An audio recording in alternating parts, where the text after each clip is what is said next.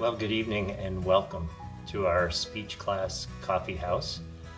My name is Kurt Fleming. I'm the teacher of the speech class, and I believe this is our 5th time that we're having a coffee house since the class started in 2012. The purpose of these coffee houses is to give the students the opportunity to have a real live audience as they demonstrate what they have learned and practiced in speech class.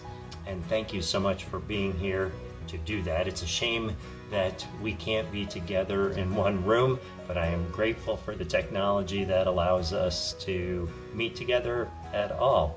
Thanks for taking the time to out of your schedule to listen to our student speeches, and I'd like to invite you to comment if you would like in the chat area, especially giving some words of encouragement to our student speakers, and possibly if you have some ideas of some constructive criticism, because we're continually trying to improve and grow in this area.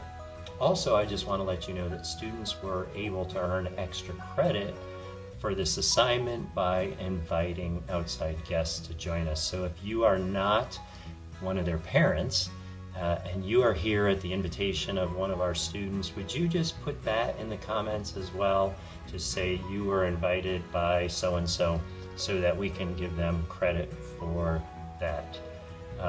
Please note that tonight's speeches were pre-recorded, and we will have 10 speeches, about 3 to 5 minutes each, one right after another, and then I will come back at the end to just close out our evening. I do want to say we had one other student, young Ling, who got an opportunity to get a plane flight back to China, and so he has left and gone back to China, is not able to join us, but was a wonderful part of our class this year. And Young, if you happen to see this video, know that our thoughts are with you and that we miss you. Our first speech this evening will be by Senior Nilo Ignaco, called The Grandfather, Part 1.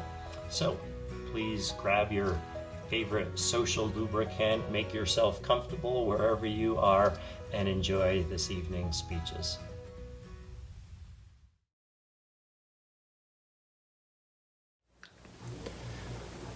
Growing up, I've never really had a grandpa. My grandpa on my dad's side died right when I was barely old enough to remember. Like, the fondest memory I have of him is him in a wheelchair right after a stroke, and I don't want that to be the last memory I have of him, but unfortunately that's the way it is, and that's how I remember him. My dad used to tell me a lot of stories about him and how he was really fun and all. And my grandpa on my mom's side is still living in the Philippines. And even when he did move here, when I was around like 11 or 12 years old, I really couldn't communicate with him because of the language barrier that we had.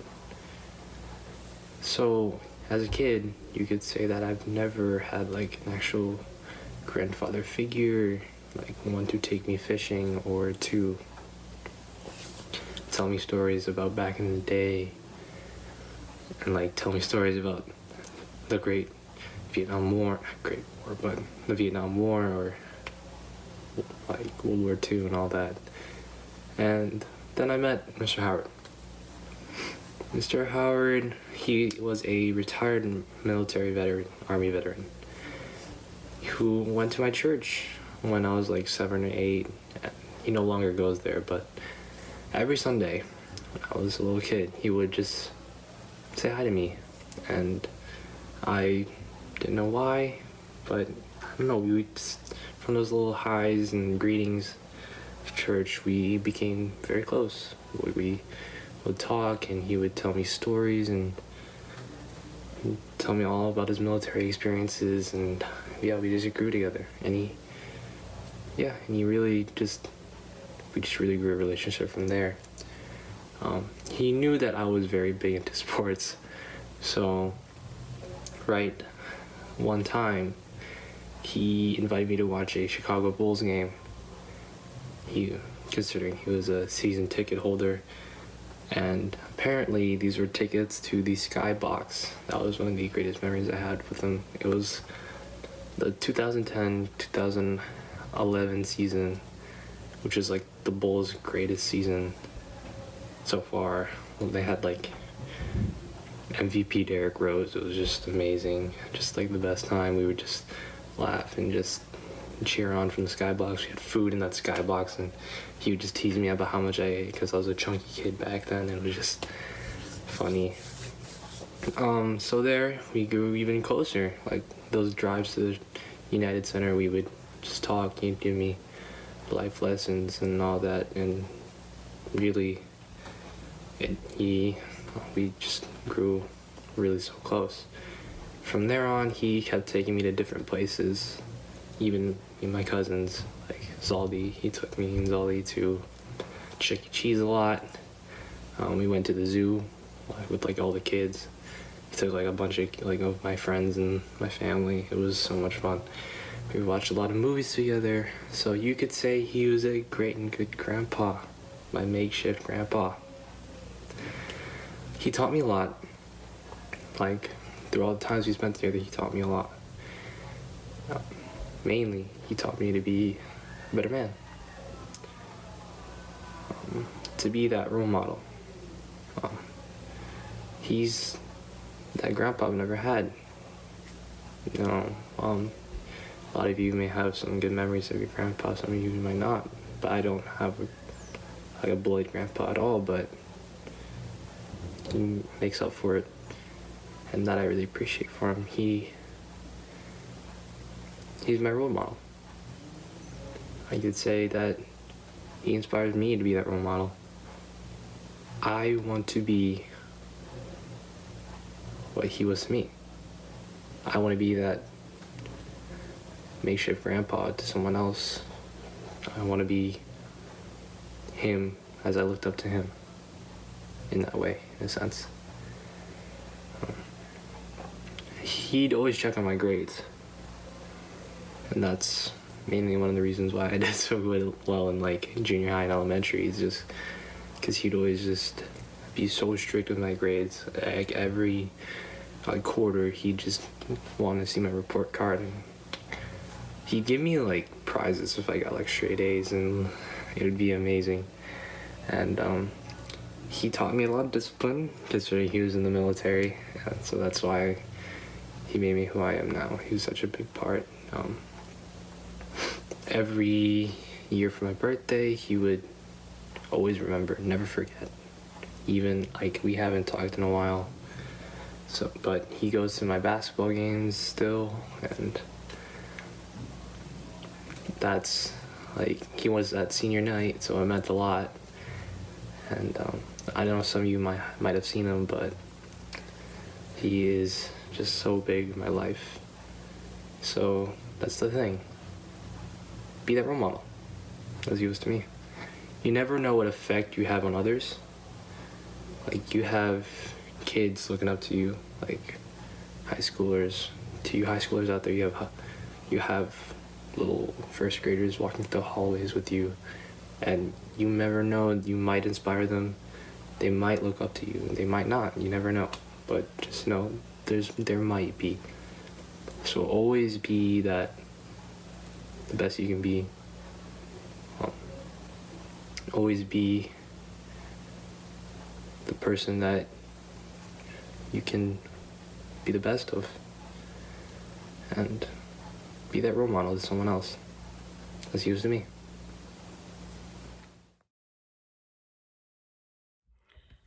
Growing up, did you enjoy playing in the woods and adventuring places around you? There are so many things to find, and you just never know what you will come across. But you have to be very careful, because off in the distance, somebody or something could be living there.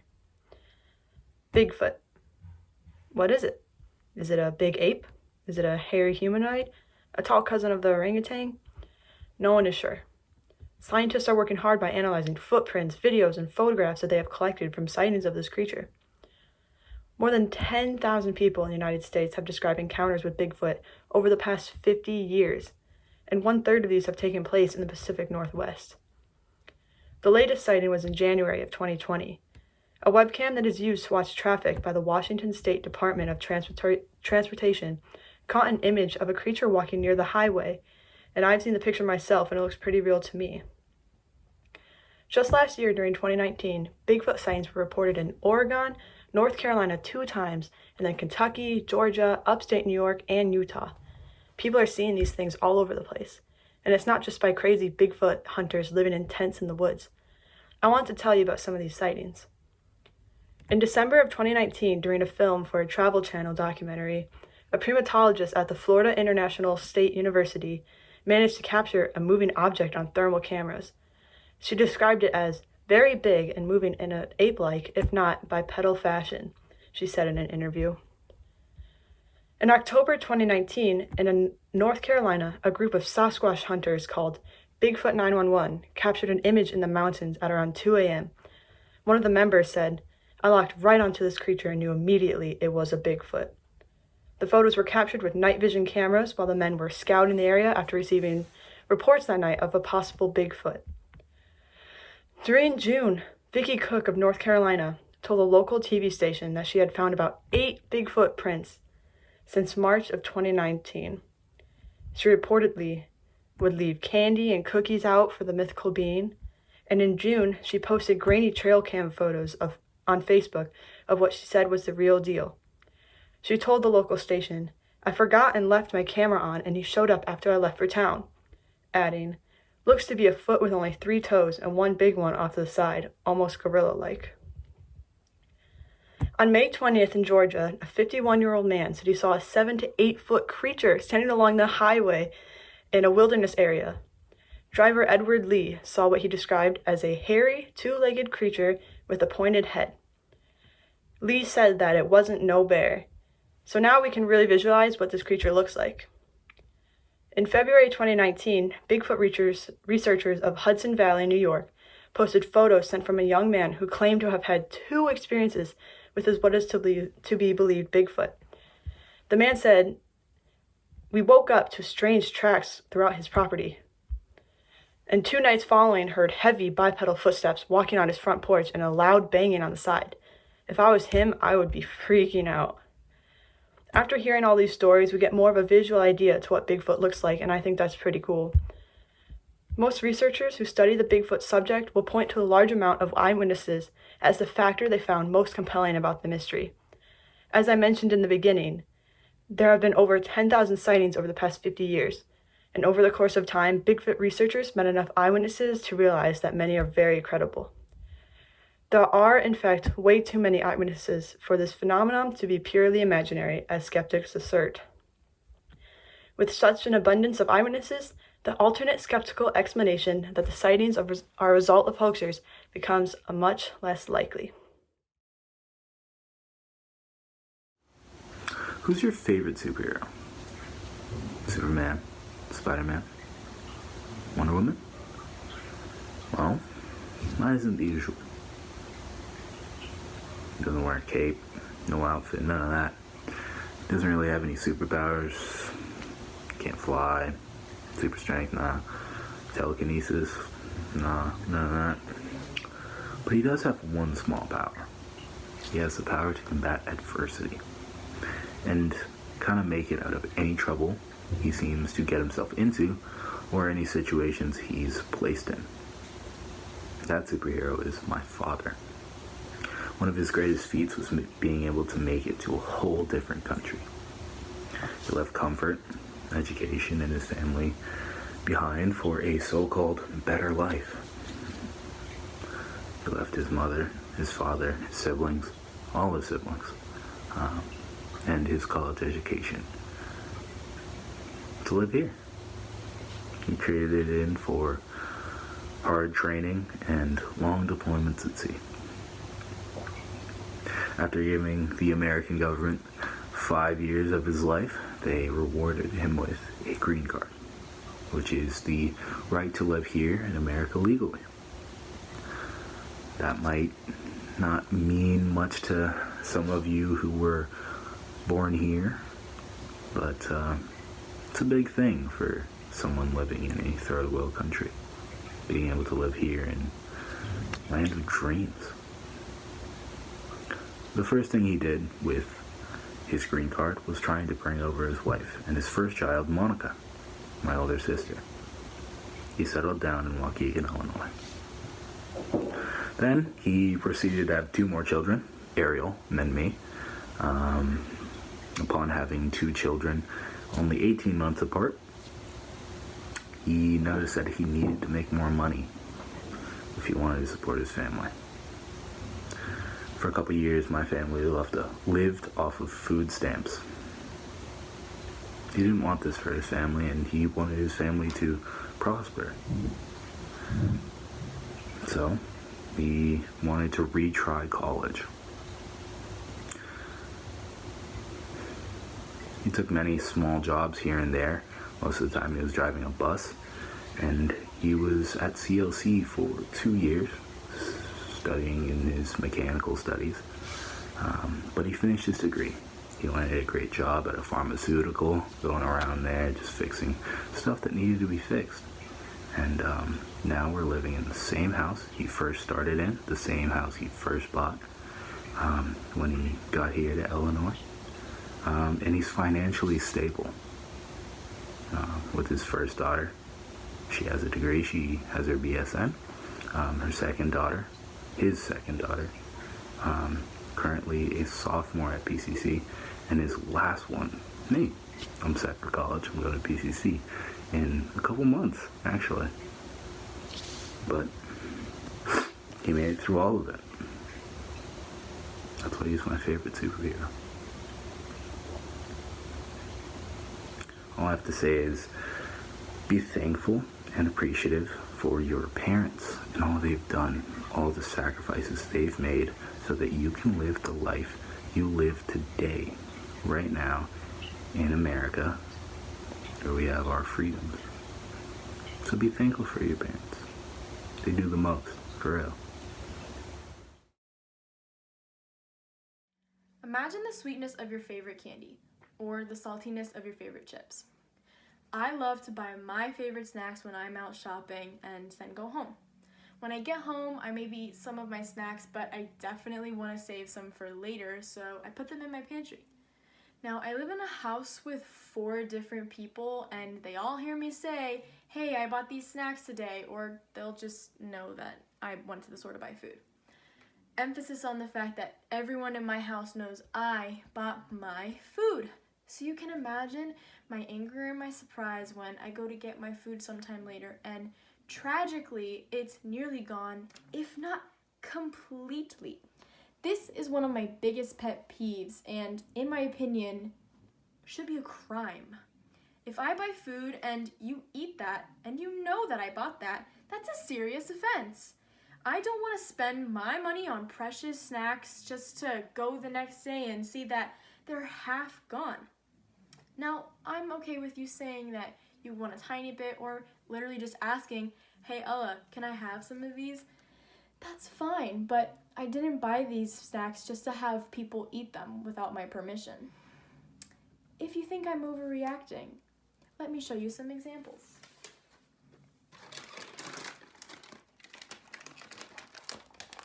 I bought these 2 items at Walmart. I maybe had 6 of these Twizzlers, and I had none of these chips. As you can see, these Twizzlers are almost completely gone, and these chips are halfway gone. This makes me extremely annoyed. If I'm being honest, I actually hide my favorite snacks somewhere in the house, but that should make me extremely sad. I don't want to have to do that, but I do. When people eat my food, it makes me very annoyed, and I imagine it would make all of you very angry and annoyed as well. I'm very open to sharing, if you ask. So I'm challenging everyone here today to take note of the food in your homes and maybe consider that someone else bought that. It's very annoying when I find people ate my food that I bought and I was really excited to enjoy. So let's all be kind and consider that that food in your pantry might be your sister's or your brother's, and they were really excited to eat that, because when I go to Walmart and I buy Twizzlers or chips, I don't really want to see that my mom has eaten half of the Lay's bag. It makes me very angry, so please be kind and consider everyone's feelings. I would like to start by asking a question. What's the most common and yet deadly occurrence that you can think of? Maybe falling from a crazy height, maybe getting trapped in a fire in a building, or maybe even a shark attack. However, this is a common misconception. The media has become infatuated with the idea of sharks and shark attacks and all this nonsense, but the fact that it's become very publicized masks the fact that shark attacks aren't very common. In fact, there's many things that are a lot deadlier than shark attacks are. It may seem like shark attacks are the most deadly thing of all time, but in reality, there are at least 5 things that are deadlier than shark attacks, and I'm about to show you them. Number 1, vending machines. Well, yeah, I'm not joking. Vending machines. Specifically falling vending machines. Say, for example's sake, you have a vending machine here, and you decide, you know what, I really want something out of this vending machine. I really want number 1. That's definitely what I want. And so you press the button, and the item falls until it gets snagged. And you look at it desperately, and you're wondering, how am I going to get this item unsnagged? How do I do this?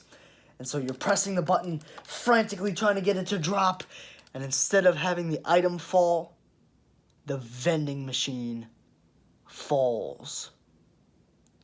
And yes, it may sound ridiculous, but this, in fact, kills 13 people every year. And to make this even crazier, did you know that in 2019, only 5 shark attacks were recorded? Yeah, that's right. 5 shark attacks. And the yearly average for shark attacks is only 4. So keep in mind that falling vending machines kill 13 people a year, and shark attacks in 2019 only killed 5. Isn't that crazy? Ugh. Stupid vending machine. The second thing that is more deadly than shark attacks is indeed champagne corks. I know, isn't that ridiculous? But when pulled, the cork will shoot out at high velocities, and it can fly out at about 55 miles an hour. And believe it or not, this kills 24 people every year. Can you believe that? That's so many more than a shark attack. Now, if you excuse me, I'm kind of thirsty right now. Ugh. Golly. Well, that reminds me. Sorry, I was about to take a drink in the middle of the speech. My apologies. The third main thing you need to look out for is hot tap water. I know. Isn't that crazy? The water that the sharks swim in is more dangerous than the sharks itself. Believe it or not, sometimes tap water can get really hot, like really scalding. And so if you turn the tap water and it bursts out from below and it's really hot, it can actually burn you. And people suffer burns from this tap water and can die from this. And it may sound ridiculous, but 34 people die a year because of burns from tap water. That's right. 34. Isn't that crazy? Sorry. It's kind of hot. Man. I don't know about you all, but I'm getting kind of tired. I need to take a nap. I don't know. I guess so. I guess I'll take a nap. Good night, y'all. Wait a minute. That reminds me of the fourth topic. Falling out of bed. That's right. Falling out of bed kills over 450 people every year. And it may sound silly, but if you fall at the wrong angle and you hit your head or hit your neck, it can break. And that's not good. It can cause problems. You can have your crack your skull or break your neck, and it kills more people than shark attacks. Is that crazy? So one thing to make sure is always stay secure when you're sitting down, when you're laying down. Make sure you're secured so that you don't fall. You probably thought I was gonna fall, didn't you? Not this time. I'm smarter than that. And so, we've got 4 out of 5. What's the 5th one? What could possibly kill more people than sharks? That's right. Coconuts. I know, that's crazy, right? So far, I've been affected by like 3 out of the 4 of these. Like, hopefully this one doesn't happen to me. I don't see any palm trees here. But that is true. Coconuts, specifically fallen coconuts, can fall off the palm trees at 53 miles an hour. And if that coconut intercepts your coconut, boom! It's not good. And believe it or not, the trees that they fall from are equivalent to an 8-story building. So if that hits you on the head, that's going to be night-night for a while. And in fact, it kills over 150 people every year. That's over 140 more than shark attacks. And it's interesting because whenever a shark attack happens, it's very publicized. The media talks about it a lot. But you know how many instances are reported of falling coconuts hitting other people's coconuts? That's right. 0. Hey, I don't see any coconuts. I think we're good. Oh! What the? I'm not even gonna ask. So in conclusion, based on all this craziness that's happened, I think sharks aren't so bad.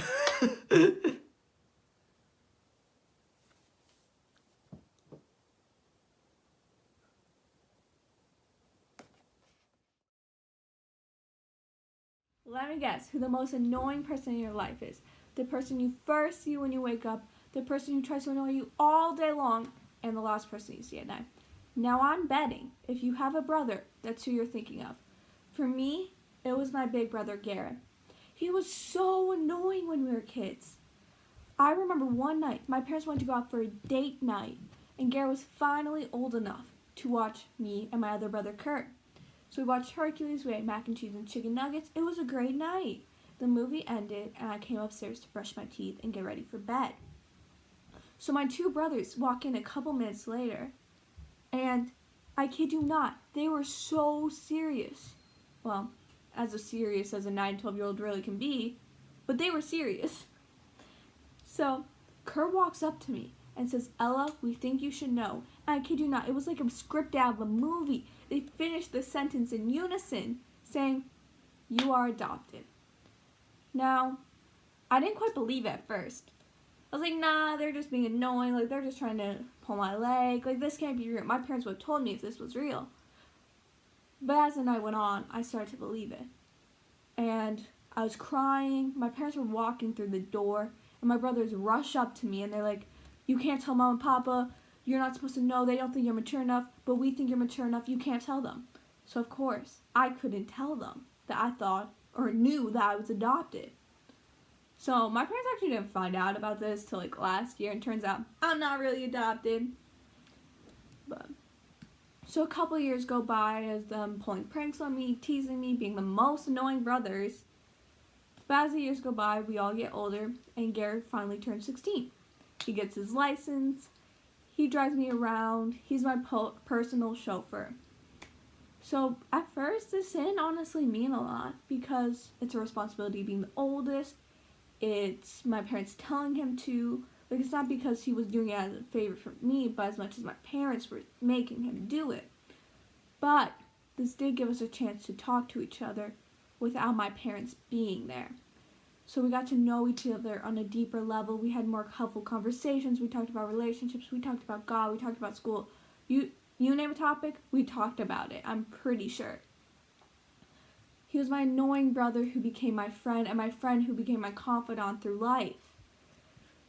So more time went on, and we kept getting closer and closer, and he decided to educate me on what good movies really are, because those romance girl chick flicks I watch are trash, apparently. So I've seen movies from The Matrix to the old Blade Runner to Dirty Rotten Scoundrels, all Rockies, and all the Creeds. But I love all these movies. I truly do. There are some great movies. But let me tell you, there are some boring movies too. Like Kurt.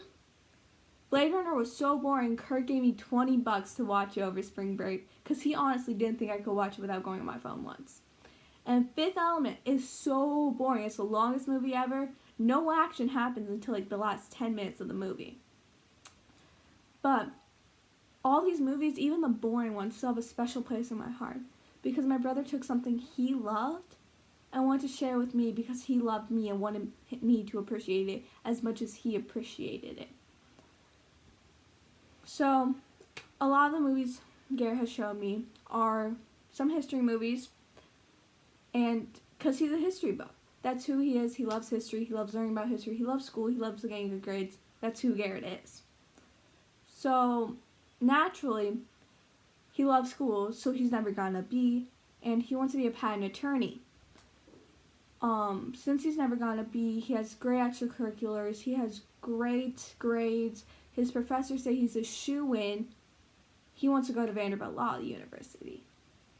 And he goes there for his law interview. And I'm telling you, like, all his professors says that his talent would be wasted somewhere else. So he goes, he knows what his professors told him, how he's perfect, how he's literally the best fit for Vanderbilt Law University. And when he walks in, he looks down at the marble floor, and keeping all that in mind, he goes, "Mom, what if I scuffed the floor with my shoes?" That's what he was thinking. He wasn't thinking how he deserved it like everyone else would. He wasn't thinking about how his hard work was leading up to this moment. He was thinking, what if he scuffed the floor? This is like he's so humble, he thinks, what if he scuffs the floor? Not that he deserves to walk there, but the fact is he doesn't deserve to walk there because I'm sure he thinks he needs to put more work into it. And if he gets into Vanderbilt, it's because of the grace of God, not because he actually deserves it. He's such a humble guy. Now my brothers tease me. They tease me ruthlessly. They've teased me forever. They still tease me today. But now I tease them back. Now it's a game we play within the family. It's how we show we love each other. That's our relationship. We tease each other back and forth. But it makes the relationship so much better. Now I know this isn't an adult relationship yet. But I'm sure it will turn into one soon. I'm sure that these guys are truly going to be my best friends through life forever, no matter what. In order to live, we need money. We need money for shelter, we need money for food, and if you guys have family, you need money to support your family. So, you need a job. But to get a job, you have to have an interview. And I know that can be scary and nerve-wracking, so I'm going to give you 8 tips for your best interview. So first, before I go into the tips, why are interviews important? Interviews are important because this is you selling yourself to the company and showing them who you are and why you're the perfect candidate for the job.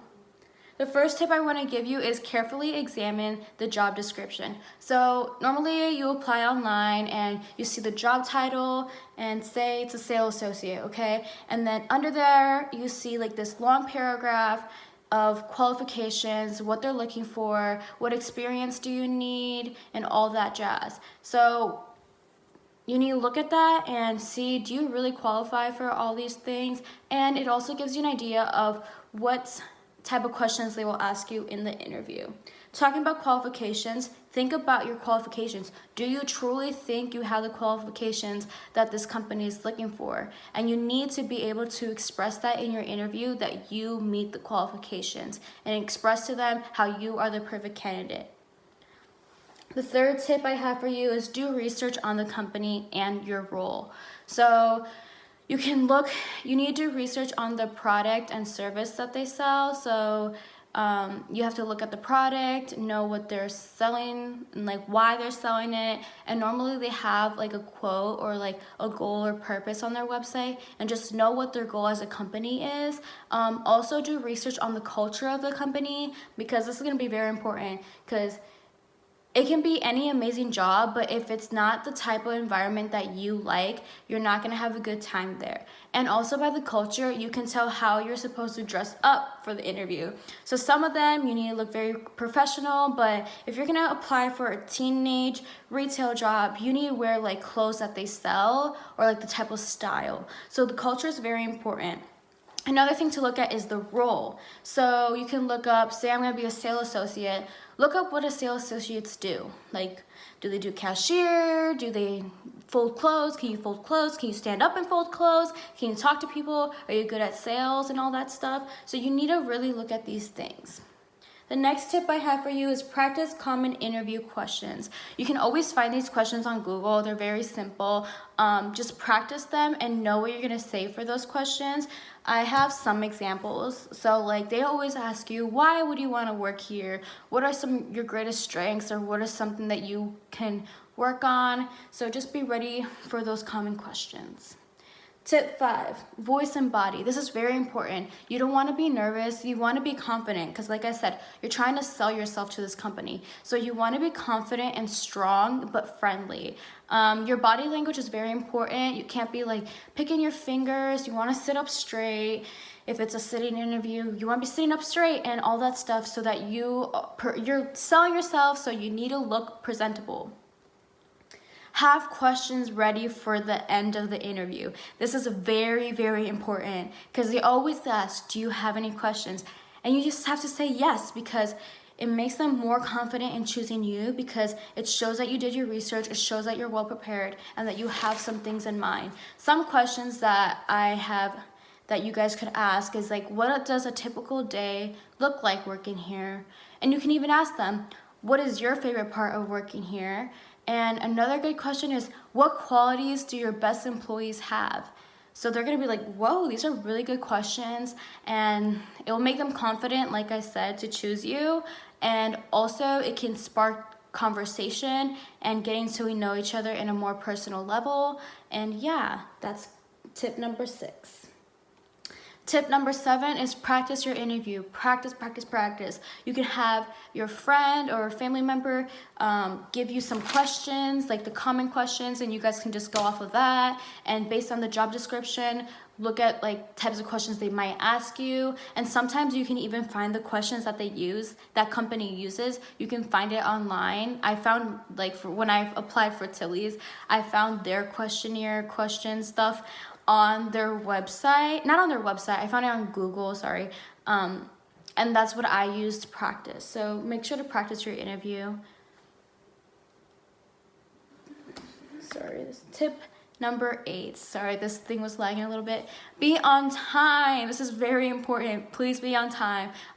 They always say roughly be like 10 minutes early, like not too early, not too straight on point. You need like 10 minutes early. It shows that you're a good on time.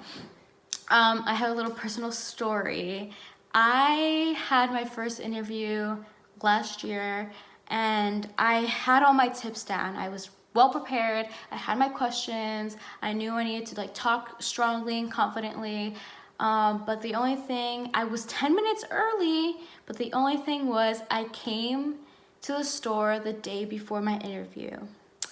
So I walked in, I was like, oh, I'm here for my interview, but the interview was actually gonna be the next day. So I left the store and said, okay, yeah, I will be there tomorrow. So I left the store and I was like, I have a basketball game tomorrow. I can't be at that interview. I was like, why did I say I could be at the interview? I was just like so nervous. So I said, yeah, I'll be there. So I walked back into the store and I was like, actually I have a basketball game tomorrow, so I can't be here.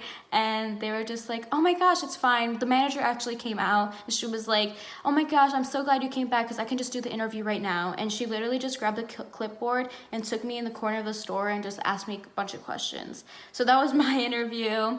Please be on time, go on the right day, make sure it's the right date, and I hope these 8 tips help you with your interview and that you get the job.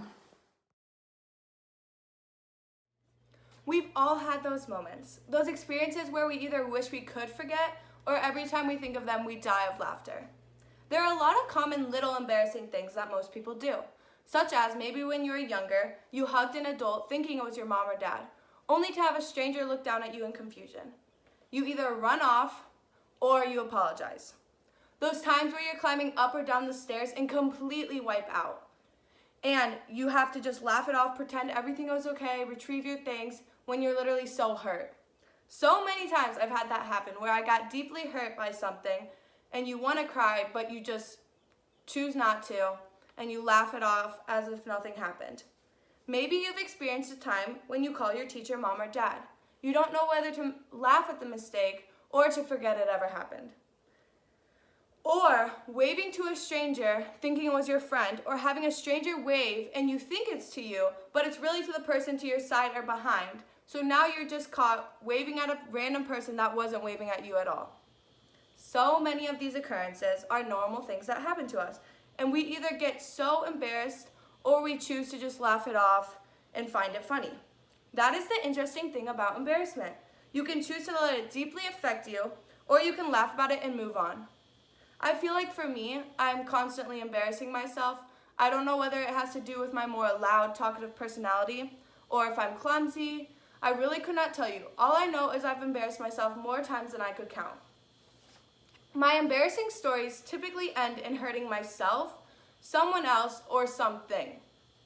One time, I was riding my bike with, I think it was Elizabeth, but that part is still kind of a blur. Anyway, it was a rainy summer day, so you know we had to take advantage of it and ride our bikes in the rain. Well, we were having the time of our lives, getting soaked and messing around. I was belting some song, I think it was Umbrella, or something to do with the rain.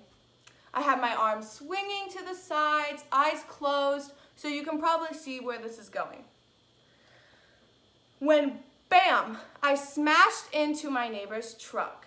Now let me remind you, this truck was not just like parked on the curb, it was in the driveway. So I somehow managed to swerve into the driveway and smash into the back of his truck, breaking the back light. I was horrified. I stood there for probably like 3 or 5 minutes not knowing what to do. Well, I was hurt myself, so I was crying, but also I was just so embarrassed that I had broken this guy's truck light. I had to make the decision. Was I going to tell him, or was I going to walk off and pretend nothing ever happened? Well, eventually I found myself walking to my front door and telling my parents what had happened. I left out a lot of those important little details about the arms waving, eyes closed, But I said I had somehow managed to hit the truck.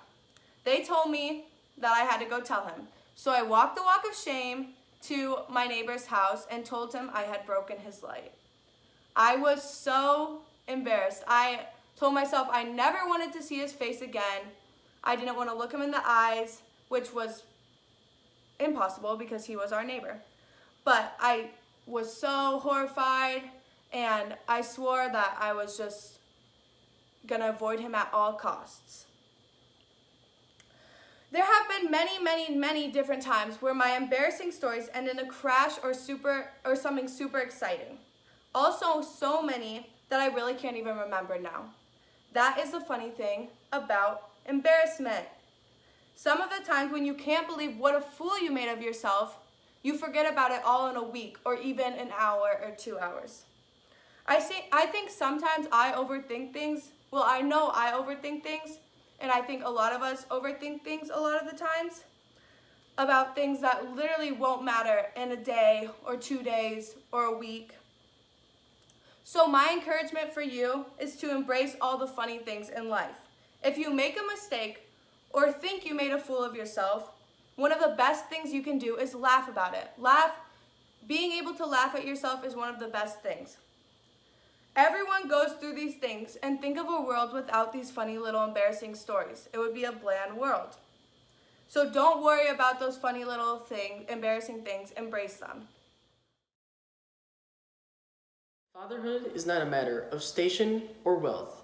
It is a matter of desire, diligence, and determination to see one's family exalted in the celestial kingdom. If that prize is lost, nothing else really matters.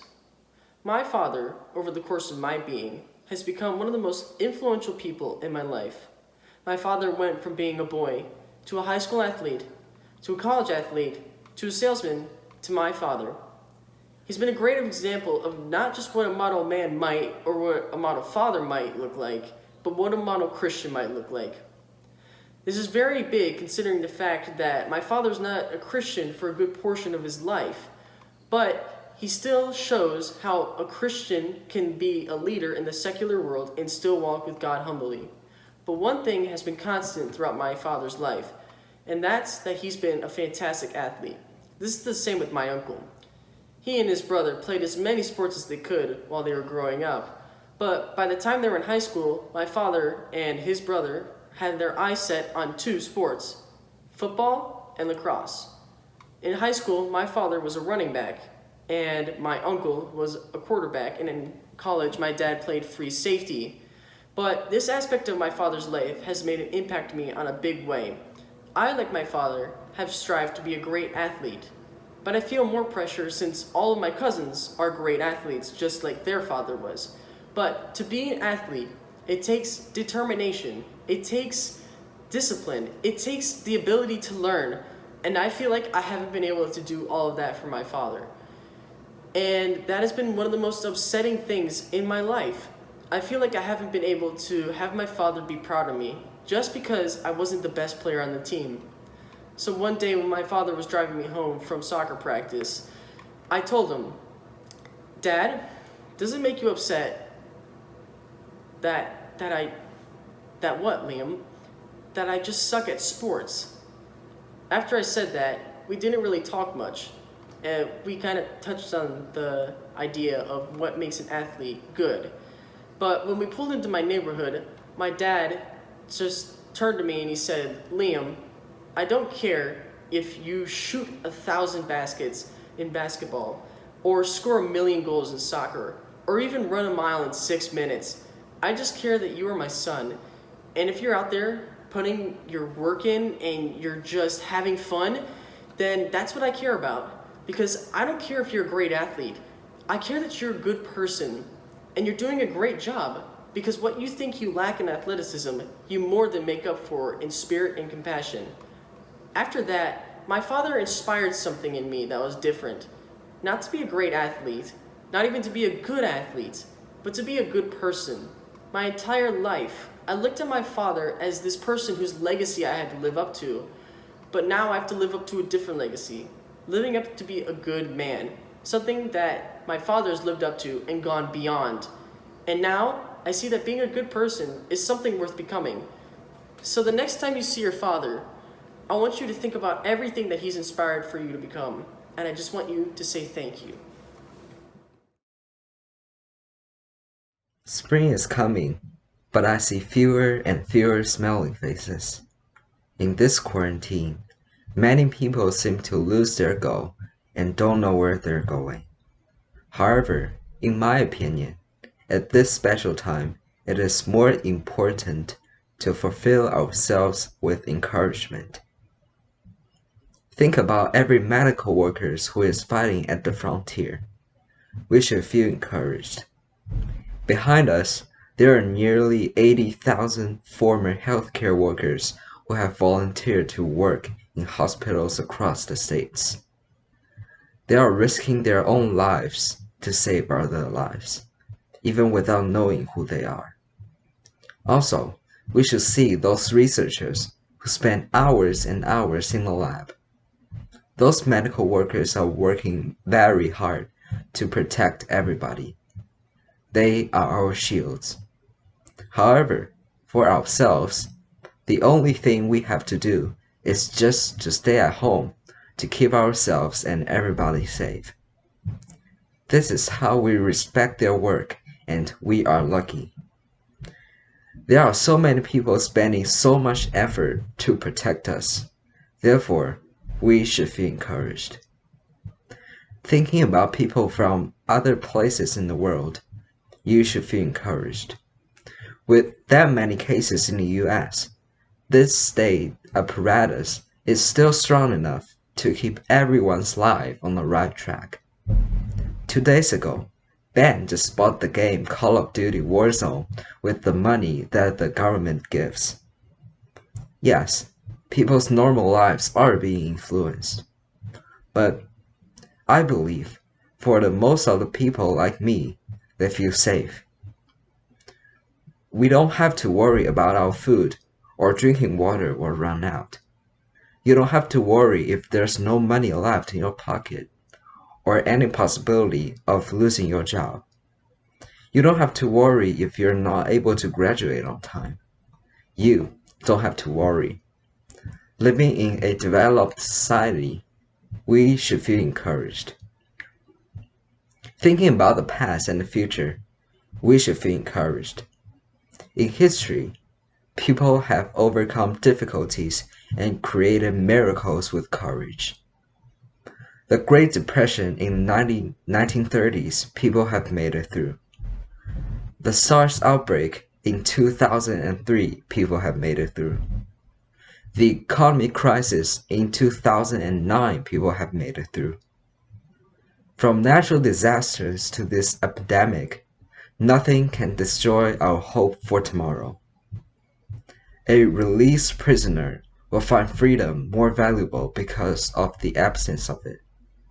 Therefore, I believe after this quarantine, you will find your life more colorful. You'll find more beauty in this world which God has created. You'll receive more happiness in your daily lives and value your friends more. Thinking about your good future and those countless possibilities in front of you, you should feel encouraged. Well, thank you, Johnny, for those words of encouragement. This is an especially great time to have some words of encouragement, and I hope you, our guests, were encouraged, that maybe you laughed, maybe you were inspired, and that overall you enjoyed this evening and our student speeches. Once again, if you came as a guest of someone, if you haven't had the opportunity, would you just please put that in the chat so that we know? And finally, thanks again for spending your evening with us here at the Speech Class Coffee House.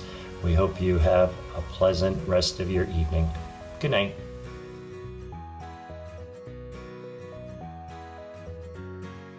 Thank you, Ms. Adkins. Thank you. You helped me so much. You helped me grow so much. Much love. Mr. Fleming, if you're seeing this, you're pretty sick. Love you, man. Tell Ben to do Ben things. Love you, Ben. Shout out Ben. That's the homie. Shout out Lucas. That's the homie. You heard? Thank you, everyone. If you could put this in the video, that'd be really dope. I'd like the end or something. But thank you, everyone. It's been a good 4 years of high school. You know, a couple years before that. But it's lit. Thank you, everyone, for being here, being at the coffee house. It's lit. It was dope hearing all y'all. But thank you, guys. I'm signing out. Deuces. Bye.